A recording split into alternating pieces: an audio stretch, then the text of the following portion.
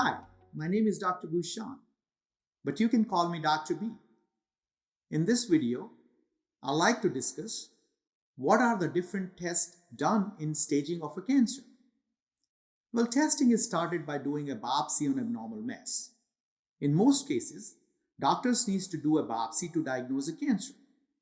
A biopsy is a procedure in which the doctor removes a sample of tissue from your abnormal cell mass.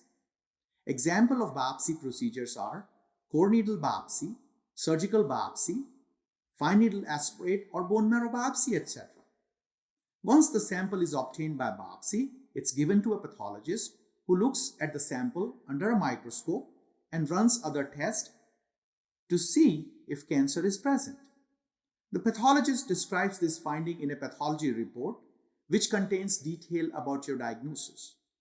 Pathology reports plays an important role in diagnosing cancer and helping decide treatment options based on that. Once biopsy-proven cancer diagnosis is made, it follows with other testing, which includes lab tests. High or low level of certain substances in your body can be a sign of cancer.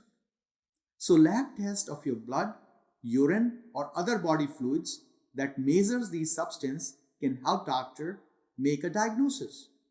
However, abnormal lab tests are not a sure sign of cancer. Some lab tests involve testing blood or tissue samples for the tumor markers. Tumor markers are substances that are produced by cancer cells or by other cells in your body in response to cancer. These tumor marker tests can help to monitor progress during treatment or for assessing relapse during a follow-up. Nowadays, genetic testing is done on solid cancer mass or through blood to detect specific mutations in the cancer cells, which can help treatment specific for those mutations, which is called targeted therapy. It can also tell prognosis as certain mutations, when present, can be good or poor prognosis for that cancer type. Next in the testing is imaging tests. Imaging tests are pictures of area inside your body created with the help of a machine that helps your doctor to evaluate a tumor present, its size, as well as spread to other part of your body. These pictures can be made in several ways, such as X-rays, CT scan, MRI. X-rays use low dose of radiation to create pictures inside your body. An X-ray tech will put you in a position and direct the X-ray beam to the correct part of your body. While the images are taken, you will need to stay very still and may need to hold your breath for a second or two. CT scan. A CT scan uses an X-ray machine linked to a computer to take a series of pictures of your organs from different angles. Now, these pictures are used to create detailed 3D images of the inside of your body. Sometimes you may receive a contrast material before you have the scan, which you might have to swallow or may be given through a needle into a vein. Contrast material helps makes the picture easier to read by highlighting certain areas in the body. During the CAT scan, you will lie still on a table that slides into a donut-shaped scanner. The CT machine moves around you taking pictures. The next is MRI.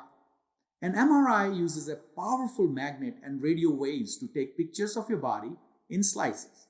These slices are used to create detailed images of inside of your body, which can show the difference between healthy and unhealthy tissues. When you have an MRI, you lie still on a table, then that is pushed into a long round chamber.